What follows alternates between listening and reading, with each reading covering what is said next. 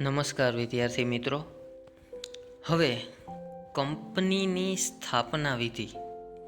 Last video લેક્ચરની અંદર આપણે કંપનીના લક્ષણો વિશેનો પરિચય મેળવેલો હતો. હવે આપણે એસપી પાર્ટ બીજામાં અહીંયા આપણે કંપનીની સ્થાપના વિધિ વિશે જોશું કે કઈ રીતે કંપનીની સ્થાપના થાય છે. તો ચાલો એના વિશે નિહાળીએ કે કંપનીની સ્થાપના કરવામાં ઘણી બધી કાયદાકીય જોગવાઈઓનું પાલન કરવું પડે છે. ફોર એક્ઝામ્પલ કે એન્વાયરમેન્ટનું જાળવણી કરવી, ઇલેક્ટ્રિસિટી ઉત્પાદન કરવી, અન્ય ગામડાઓને આપવી, આવા ઘણા બધા રૂલ્સ રેગ્યુલેશન એના હોય છે. સ્થાપના વિધિ જટિલ અને ખર્ચાળ છે કે એકદમ ગૂંચવણ ભરેલી છે.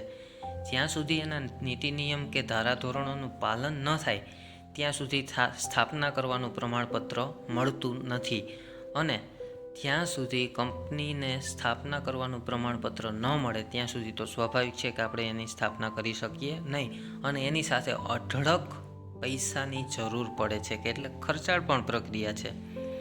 આ કાર્ય અચાનક થઈ જતું નથી, તે માટે નીચેના તબક્કામાંથી પસાર થવું પડે. એટલે કે સ્થાપના વિધિ માટે થઈને 2 તબક્કા આપ્યા છે. સ્થાપના પહેલાંનો તબક્કો એટલે કે નોંધણી પહેલાંનો તબક્કો, કે કંપનીની જ્યારે નોંધણી કરાવી હોય એ પહેલાંનો તબક્કો કયો, અને નોંધણીનું પ્રમાણપત્ર મેળવવા માટેનો તબક્કો કે ભાઈ એનું રજિસ્ટર જલ્દીથી થઈ જાય એ માટેનો. એટલે પહેલા તબક્કામાં આપણે જોઈએ તો કે સ્થાપના પહેલાંનો તબક્કો અથવા તો નોંધણી પહેલાંનો તબક્કો.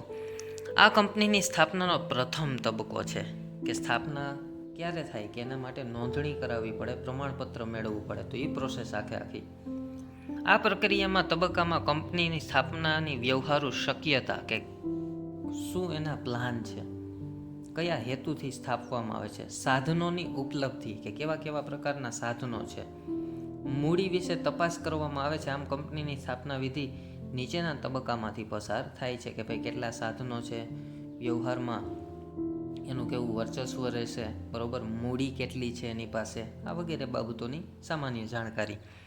એમાં પહેલું જોઈએ તો સ્થાપના પહેલાંનો તબક્કો કે ધંધાની સ્થાપનાનો વિચાર. આપણે કોઈ પણ કાર્ય કરીએ તો એના માટે આપણે પહેલાં વિચાર કરવો પડે. તો આ પહેલો હેતુ થયો એનો. કંપની સ્વરૂપમાં ધંધાની સ્થાપના અંગેનો ખ્યાલ એક વ્યક્તિને કે વ્યક્તિના સમૂહને ઉદ્ભવે છે કે ભાઈ સામાન્ય છે કે મારે ધંધો કરવો કે તમારે કરવો, તો એના માટે આપણે વિચાર આવશે. પછી શું કરવો, કેવા પ્રકારનો કરવો, પહેલાં તો ધંધાનો વિચાર આવશે. એટલે આ વિચાર ઉદ્ભવે, એ વ્યક્તિને ઉદ્ભવે, આખા સમૂહને ઉદ્ભવે. આ ખ્યાલ ધંધાની સ્થાપના તરફ દોરી જાય છે કે ભાઈ ધંધો કરવો છે, બિઝનેસ કરવો છે. તો હવે એમાં ધીમે ધીમે આગળ આપણે વિચારતા જઈશું અને અનુભવ મેળવતા થઈએ. સ્થાપકના આ બીજારોપણને તેની કલ્પના શક્તિ અને સર્જકતા પોષે છે કે એને જે વિચાર આવ્યો એ કલ્પના શક્તિ, કલ્પના એટલે વિચારવું, એ આ કાર્ય તરફ એને પ્રેરણા આપે, પોષે છે. તે તેમાં રહેલા જોખમો ઉઠાવવા તૈયાર હોય છે અને માનવ શક્તિ તેમજ માલસામાનને ક્રિયાશીલ કરી ધંધા તરફ વાળે છે.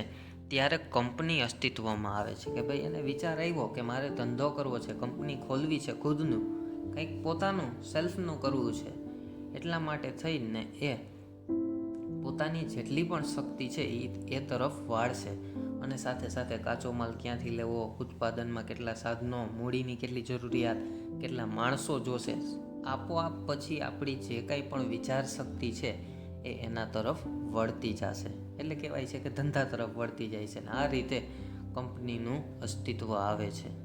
એટલા માટે કંપનીને પ્રવર્તકનો માનસપુત્ર કહેવામાં આવે છે કે ધંધાની સ્થાપનાનો વિચાર છે ને એ કંપનીની વર્તમાન સ્થિતિનો માનસપુત્ર કહેવામાં આવ્યો. પહેલાં વિચાર આવ્યો આપણા મગજમાં, ટૂંકમાં વાક્યનો કહેવાનો મિનિંગ એમ કે ભાઈ મનની અંદર વિચાર આવ્યો, અને એ વિચાર આગળ વધતા તમામ આપણા શરીરની અંદરની ક્રિયાઓ છે એની સાથે જોડાઈ ગઈ.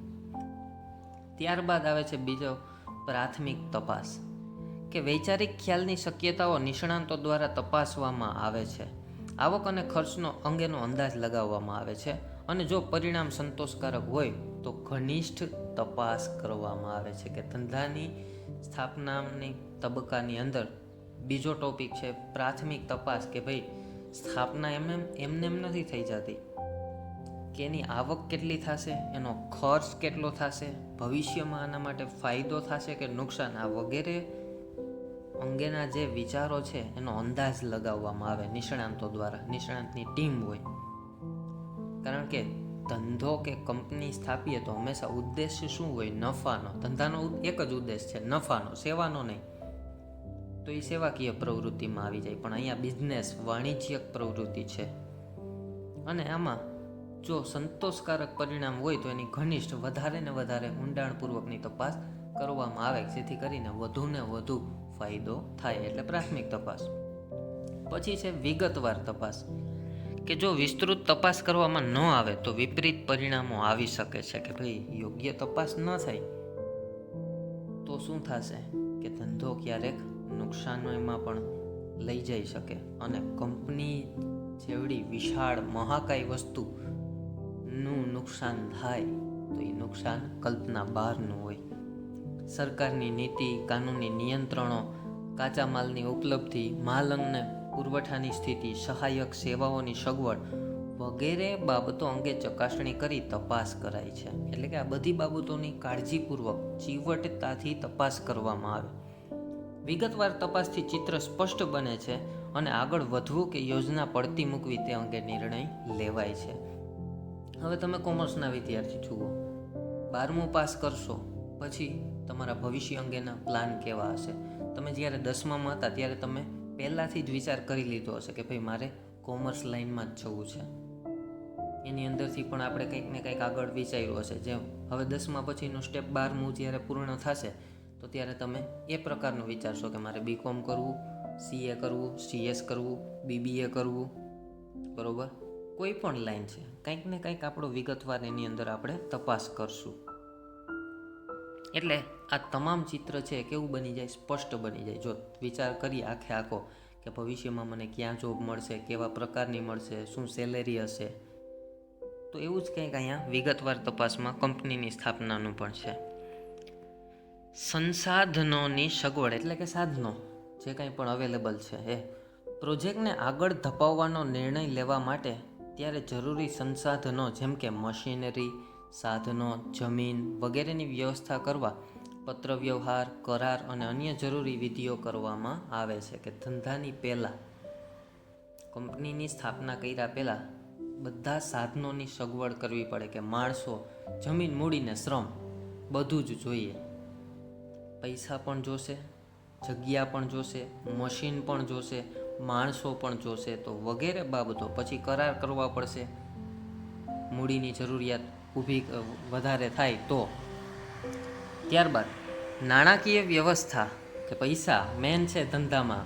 મૂડી, પાયાની જરૂરિયાત હોય ધંધા માટે તો એ છે મૂડી.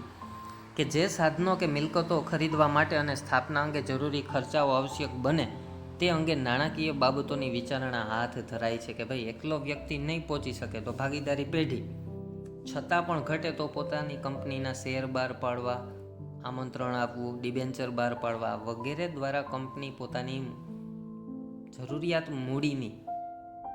જરૂરિયાતની જે મૂડી છે એને મંગાવી અને પોતાનો ધંધો શરૂ કરશે.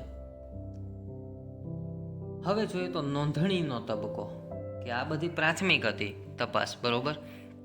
કે ધંધાની પહેલાં તો સ્થાપનાનો વિચાર આવે, ત્યારબાદ પ્રાથમિક તપાસ, પછી વિગતવાર, પછી સંસાધનોની સગવડ અને અંતે નાણાકીય વ્યવસ્થા. હવે નોંધણીનો તબક્કો જોઈએ કે આ બધું પ્રોસેસિંગ થઈ જાય ત્યારે કંપનીની નોંધણી કરવા માટેનો તબક્કો હવે અહીંયા શરૂ થાય.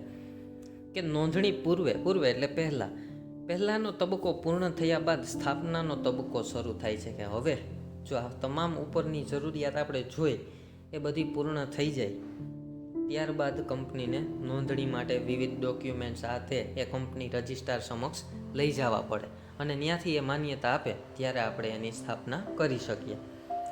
જેમાં કંપનીનું નોંધણીનું પ્રમાણપત્ર મેળવવા અંગે જરૂરી કાર્યવાહી કરવી પડે છે. કે ભાઈ જે સરકારના ધારાધોરણ, નીતિ નિયમ હોય, આપણે જોઈએ તો ભારતીય કંપની ધારો 2013 મુજબના, હવે પછી કંપની નવી સ્થાપવી હોય તો 2013ના નીતિ નિયમનું પાલન કરવું પડે, એની કાર્યવાહીને પ્રોસેસ કરવી પડે. ખાનગી કંપનીમાં મર્યાદિત સભ્ય સંખ્યા તેમજ શેરની ફેરબદલી નિયંત્રિત હોય છે. કે ભાઈ ખાનગી કંપની છે પ્રાઇવેટ પોતાની, તો એમાં સભ્ય સંખ્યા નિશ્ચિત છે, મર્યાદિત છે, અને શેર ફેરબદલી પણ નિયંત્રિત હોય. નોંધણીનું પ્રમાણપત્ર મેળવ્યા બાદ કંપની ધંધો શરૂ કરી શકે છે. જ્યાં સુધી આ નોંધણીનું પ્રમાણપત્ર ન આવે, સ્થાપના વિધિનું, કે હવે તમે ધંધો શરૂ કરવા માટેનું પ્રમાણપત્ર જ્યાં સુધી આપણને ન મળે ત્યાં સુધી આપણે ધંધો શરૂ કરી શકીએ નહીં. જો કરીએ એવું તો ગુનો બને, તો ભવિષ્યમાં આપણી કંપની સ્થાપના વિધિનો જે વિચાર છે ને એ વિચાર જ રહી જાય.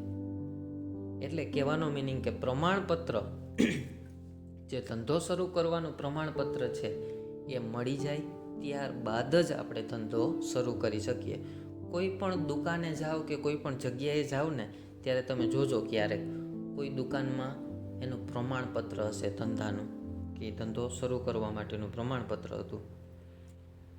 ખાનગી કંપની હોય કે જાહેર કંપની, બંને પ્રકારની કંપની માટે નોંધણીનું પ્રમાણપત્ર મેળવવું અનિવાર્ય છે. તે માટે નીચેના દસ્તાવેજો રજૂ કરવા પડે. પહેલું એમાં જોઈએ તો આવેદનપત્ર, જેને કહેવાય છે મેમોરેન્ડમ ઓફ એસોસિએશન, કે પેલા આવેદન, રજૂઆત, ટૂંકમાં કહીએ દેશી શબ્દ આપણો, કે કંપનીનો આ પાયાનો ને મૂળભૂત દસ્તાવેજ છે. કયો? તો કે આવેદનપત્ર.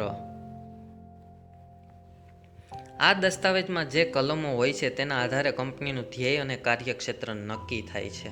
કે આમાં જેટલી કંઈ પણ કલમો, એટલે કે જે રૂલ્સ હોય, નિયમો, એને આધારે કંપનીનું કાર્યક્ષેત્ર શું રહેશે ને કે એના ધ્યેય ક્યાં સુધી એને પહોંચાડવાના છે એ નક્કી થઈ જાય. આ દસ્તાવેજમાં કંપનીનું નામ, જો આવેદનપત્રની અંદર શું શું વસ્તુ હોય, એક તો કંપનીનું નામ હોય. રિલાયન્સ વાળા ધીરુભાઈ અંબાણીએ જ્યારે એની સ્થાપના કરી તો એણે પણ વિચાર આવ્યો હશે, તો એણે આવેદનપત્ર આપ્યું, ત્યારબાદ નામ નિશ્ચિત કર્યું કે રિલાયન્સ. પછી એનું ધ્યેય શું છે, ટાર્ગેટ, મૂડી, રૂપિયાની જરૂરિયાત પડે, સભ્યોની જવાબદારી કેટલી, રજિસ્ટર ઓફિસ વગેરે દર્શાવવામાં આવે છે કે ભાઈ એની રજિસ્ટર ઓફિસ ક્યાં હશે જ્યાંથી એના દસ્તાવેજો મળી રહે. આ દસ્તાવેજ ત્રાહિત પક્ષ અને કંપની વચ્ચેનો સંબંધ નક્કી કરે છે. ત્રાહિત એટલે સામે જે માન્યતા આપે છે એ, અને કંપની, આ બેયનો સંબંધ નક્કી થઈ જાય કે ભાઈ એનો ખ્યાલ આવી જાય. કોઈ પણ કંપની માટે આવેદનપત્ર પાયાની અને અગત્યની પ્રાથમિક જરૂરિયાત છે. આવેદનપત્ર દ્વારા કંપનીનો ધંધો નક્કી થાય છે કે ભાઈ નિશ્ચિત છે એણે જેટલું સૂચવું છે એ જ પ્રમાણે એને ઉત્પાદન કરવાનું છે. એટલે આવેદનપત્ર છે એ મૂળભૂત અને પાયાનો દસ્તાવેજ છે. જેમ મકાન ચણવું હોય તો આપણે કેમ પાયો જરૂરી છે, એવી જ રીતે કંપનીની સ્થાપના વિધિ કરવી હોય તો એમાં આવેદનપત્ર હોવું અનિવાર્ય છે. કારણ કે એમાં સ્પષ્ટ ઉલ્લેખ હોય કે કંપનીનું નામ છે, સભ્યો છે, એનો ધ્યેય, ટાર્ગેટ શું છે, એના પૈસા, મૂડીનું વર્ણન હોય. ત્યારબાદ છે નિયમન પત્ર. આવેદન એટલે મેમોરેન્ડમ ઓફ એસોસિએશન અને નિયમન પત્ર એટલે આર્ટિકલ્સ ઓફ એસોસિએશન. એટલે કે નિયમન પત્ર એ કંપનીનો આંતરિક વહીવટ અને ધારાધોરણો દર્શાવતો દસ્તાવેજ છે કે ભાઈ કંપનીની અંદરના નિયમો કેવા હશે, દરેક કર્મચારીને કેવા કેવા નિયમો લાગુ પડશે, એ તમામ વસ્તુનું વર્ણન આ નિયમન પત્ર એટલે કે આર્ટિકલ્સ ઓફ એસોસિએશનમાં હોય છે. આવેદનપત્રમાં કંપનીનું જે ધ્યેય નક્કી થાય છે તેને સાકાર કરવા કંપનીના નીતિ નિયમો આમાં નક્કી કરવામાં આવે છે. કે જે ટાર્ગેટ કંપનીએ ધાર્યો છે આવેદનપત્રમાં એને સિદ્ધ કરવા માટે થઈ અને આ નિયમન પત્ર પોતાનું કાર્ય કરે છે કે આમાં નક્કી કરવામાં આવે. ત્યારબાદ સંચાલકોની યાદી, એના દ્વારા આખી કંપનીનું સંચાલન થશે. કંપનીના સંચાલન તરીકે વ્યક્તિઓ કાર્ય કરવાની છે. તેમના નામ, સરનામા, ધંધા, ઉંમર, રાષ્ટ્રીયતા વગેરે દર્શાવીને તેમના નામોની યાદી કંપની રજિસ્ટ્રાર સમક્ષ મૂકવામાં આવે છે. ટૂંકમાં કહીએ તો આઈડેન્ટિફાય, કે ભાઈ દરેક વ્યક્તિમાં સંચાલક મંડળ જે છે આખું, એમના નામ, સરનામા, ભારતીય છે કે વિદેશના છે, ઉંમર, ધંધો, ક્યાં રહે છે, શું કરે છે, લાયકાત શું છે, આ વગેરે બાબતોની યાદી છે એ રજિસ્ટ્રાર સમક્ષ મોકલવી પડે. નિયત કરવામાં આવે તેવી કંપનીમાં સંચાલકોમાં ઓછામાં ઓછી એક મહિલા સંચાલક હોવી જરૂરી છે. કે જો નિયમ એક પ્રકારનો છે કે જેટલા કર્મચારીઓ નિયત કરવામાં આવ્યા હોય, એટલે કે સિલેક્ટ કરવામાં આવ્યા હોય, માનો કે 10 કર્યા છે સિલેક્ટ, તો એ 10 સંચાલકમાં ઓછામાં ઓછી એક તો મહિલા હોવી જ જોઈએ. 9 પુરુષો હોય ને 1 મહિલા હોય તો ચાલશે, અથવા તો એક કરતાં વધુ સ્ત્રી હોય તો પણ ચાલે. આ નિયમ છે કે એક સ્ત્રીને તો એમાં સામેલ કરવાની જ છે સંચાલકોની યાદીમાં. સંચાલકોની લેખિત સંમતિ અને સોગંદનામું કે દરેક સંચાલકે રજિસ્ટ્રારને સંચાલક તરીકે જવાબદારી સ્વેચ્છાએ સ્વીકારે છે તેવી લેખિત સંમતિ આપવી પડે. એટલે કે હવે તો ડાયરેક્ટ કોમ્પ્યુટરાઇઝ પ્રિન્ટ થઈ ગઈ, એમાં સિગ્નેચર કરી દે કે ભાઈ હું સંચાલન માટે રેડી છું અને હું સોગંદ લઉં છું. એ સોગંદનામું કહેવાય કે પોતાને રૂબરૂ face to face A accept કરી લે આ પદ માટે. તે ઉપરાંત ભરણું ભરનાર અને પ્રથમ સંચાલકે રજિસ્ટ્રાર સમક્ષ તેની નીચેની બાબતો અંગે સોગંદનામું રજૂ કરવું પડે. શું શું હોય એમાં? કે તે કોઈ પણ ગુના માટે ગુનેગાર ઠરેલ નથી. જો એક આ હોય કે ભાઈ કોઈ પણ ગુનો છે એના માટે એ ગુનેગાર ઠરેલ નથી, એટલે કે નિર્દોષ છે. ભારત દેશની અંદર એણે કોઈ પણ ગુનો ટૂંકમાં કહીએ તો કરેલો નથી. તે કોઈ પણ છેતરપિંડી કે ગેરરીત માટે ગુનેગાર ઠરેલ નથી, કે ભાઈ ક્યાંય કોઈને છેતરા નથી, કોઈના પૈસા લીધા નથી. નહીંતર અત્યારે આપણે જોઈએ કે ગાડિયા કરવાનો ક્રેઝ વધી ગયો છે. એટલે છેતરપિંડી કે ગેરરીતિમાં ક્યાંય એનું નામ છે નહીં. પોલીસ રેકોર્ડ ટૂંકમાં કહીએ તો ક્યાંય એનું નામ નથી. રજિસ્ટ્રાર સમક્ષ જે માહિતી આપવામાં આવી છે તે સાચી અને પૂર્ણ છે. આ સોગંદ એને લેવાના હોય છે રજિસ્ટ્રાર સમક્ષ કે એણે જે કોઈ પણ માહિતી ફિલઅપ કરાવી છે બધી એની જવાબદારી એ સંપૂર્ણ ઓકે છે. બરોબર, આ લેખિત સંમતિ આપવી પડે સંચાલક બનવા માટે. ત્યારબાદ છે નિવેદન. કંપનીની સ્થાપના માટે કાયદાની સૂચિત એવી તમામ જોગવાઈઓનું પાલન કરવામાં આવ્યું છે તેમ દર્શાવતું નિવેદન કંપની રજિસ્ટ્રાર સમક્ષ નોંધાવવું પડે. કે ભાઈ બીજા તબક્કામાં નોંધણીનું પ્રમાણપત્ર મેળવવા માટે થઈ અને એક નિવેદન એ રજિસ્ટ્રાર સમક્ષ નોંધાવવું પડે કે એને તમામ નીતિ નિયમ ધારાધોરણનું પાલન કર્યું છે. આ નિવેદન છાપેલું હોવું જોઈએ જેમાં advocate, chartered accountant, cost accountant અથવા કંપની સેક્રેટરીમાંથી જે આ કંપનીના સ્થાપના વિધિમાં સંકળાયેલા હોય તેણે સહી કરવી પડે. કે ભાઈ ચાહે વકીલ હોય, એકાઉન્ટન્ટ હોય, કોસ્ટ એટલે ભાવનો એકાઉન્ટન્ટ હોય, સેક્રેટરી હોય, આ દરેકમાંથી જે કોઈ પણ હોય એણે સિગ્નેચર કરવી પડે નિવેદનમાં કે ભાઈ નહીં, અમે જે કાંઈ પણ માહિતી આપીએ છીએ તમને એ સંપૂર્ણ સચોટ છે, ભારતીય 2013ના કાયદા મુજબની છે અથવા તો ભારતીય ધારાધોરણ મુજબની છે. કંપનીના નિયમન પત્રમાં જે સંચાલક, મેનેજર કે સેક્રેટરી તરીકે જેનું નામ હોય તેણે સહી કરવી પડે. ચાહે એમાં મેનેજર પણ હોઈ શકે, સંચાલકનો મંડળનો સભ્ય પણ હોઈ શકે અથવા તો ખુદ સેક્રેટરી પોતે પણ હોઈ શકે. આ નિવેદન થઈ ગયું. અન્ય કંપનીમાં હિત અંગેની જાહેરાત. કે કંપનીના સંચાલકો, મેનેજર, સેક્રેટરી કે ભરણું ભરનાર જો બીજી કંપની સાથે સંકળાયેલ હોય અને તેમાં તેમનું હિત હોય તો તે અંગેની માહિતી આપવી પડે. હિત એટલે પોતાનો હિસ્સો ટૂંકમાં કહીએ તો. માનો કે સંચાલક મંડળમાં શેર છે એ એક રિલાયન્સના લઈએ અને ટાટાના લઈએ તો એની માહિતી આની અંદર ફિલઅપ કરવી પડે કે આ બે બાજુ છે, બધી બાજુ. ટૂંકમાં કહીએ તો બે જગ્યાએ પોસ્ટ નિભાવતા હોય તો એની પણ માહિતી રજૂ કરવી પડે. નોંધણીનું પ્રમાણપત્ર. ઉપરના દસ્તાવેજો સાથે જરૂરી ફી ભરવામાં આવે છે. કે ભાઈ નિયમ છે એ મુજબની નિશ્ચિત કરેલી રકમ છે એ ધંધો શરૂ કરવા માટેની ફી ભરવી પડે. કંપની રજિસ્ટ્રારને ચકાસણી કર્યા બાદ જો સંતોષકારક લાગે તો તે નોંધણી કંપનીઓના ચોપડામાં કરે છે. કે જે કંપનીનો ચોપડો છે, બરોબર, એકાઉન્ટમાં તમે ભણો છો દેશી નામા પદ્ધતિ, હવે તો એ ટોપિક લગભગ નીકળી ગયો હશે, નહીંતર એમાં વધારે આવતું આ. તો એ ચોપડાની અંદર નોંધણી કરે. આ વિધિ પૂર્ણ થયા બાદ રજિસ્ટ્રાર નોંધણીનું પ્રમાણપત્ર આપે છે. કે ભાઈ એના ઉપર સિક્કો મારી દે એટલે સાઇન કરી દે ગવર્મેન્ટની, એટલે વાર્તા પૂરી, તમને નોંધણીનું પ્રમાણપત્ર મળી ગયું. નોંધણીના પ્રમાણપત્રમાં જે તારીખ આપવામાં આવી હોય તે તારીખથી કંપનીની શરૂઆત થયેલી ગણાય. કે ભાઈ સ્પષ્ટ કીધું છે કે જ્યારે તમને સિક્કો મારી અને પ્રમાણપત્ર મળી જાય અને એમાં જે તારીખ નાખી હોય ત્યારથી તમે ધંધો શરૂ કરી શકો છો અથવા તો તમારી કંપનીની શરૂઆત થઈ ગઈ. કંપની રજિસ્ટ્રાર કંપની નોંધણીનું પ્રમાણપત્ર આપવાની સાથે કંપનીની ઓળખ નંબર ફાળવે છે. જો કોર્પોરેટ આઈડેન્ટિટી નંબર, કંપનીની ઓળખ નંબર, આજે કેમ જીએસટીમાં હશે જોજો તો ઉપર જીએસટીમાં એના નંબર, રજિસ્ટર નંબર આપશે. એવું જ કંઈક અહીંયા કંપનીનું ઓળખ નંબર આપે છે. કોણ આપે? કંપનીનું રજિસ્ટ્રાર. જે કંપનીની ઓળખ બને છે અને તેનો સમાવેશ પ્રમાણપત્રમાં કરવામાં આવે છે. એટલે કે પ્રમાણપત્રની અંદર જ લખાઈને આવી જાય. કંપનીએ રજૂ કરેલ મૂળ દસ્તાવેજો અને માહિતી પત્રકો કંપનીનું વિસર્જન ન થાય, એટલે કે કંપની બંધ ન થાય ત્યાં સુધી રજિસ્ટ્રાર ઓફિસે સાચવવા પડે છે. કે જે કાંઈ પણ દસ્તાવેજ, પત્રકો, માહિતી, બધી જ માહિતી છે, બધી જ એના ઇમ્પોર્ટન્ટ ડોક્યુમેન્ટ્સો છે, એ અહીંયા રજિસ્ટ્રાર ઓફિસે એને સાચવવાના રહે છે. આવી રીતે નોંધણીનું પ્રમાણપત્ર મળે છે અને ત્યારબાદ આપણે કંપની કે ધંધો શરૂ કરી શકીએ છીએ. હવે આપણે અહીંયા શું શીખ્યા? પહેલાં તો કંપનીનો અર્થ, એના લક્ષણો જોયા હતા. ત્યારબાદ કંપનીની સ્થાપના વિધિ કે જે 2 વિભાગમાં વહેંચાયેલી હતી, નોંધણીનો પહેલો તબક્કો અને નોંધણીનો તબક્કો કે નોંધણી પહેલાંનો તબક્કો, કે ધંધાની સ્થાપના છે, પ્રાથમિક તપાસ, વિગતવાર સંસાધનોની સગવડ, નાણાકીય સગવડ.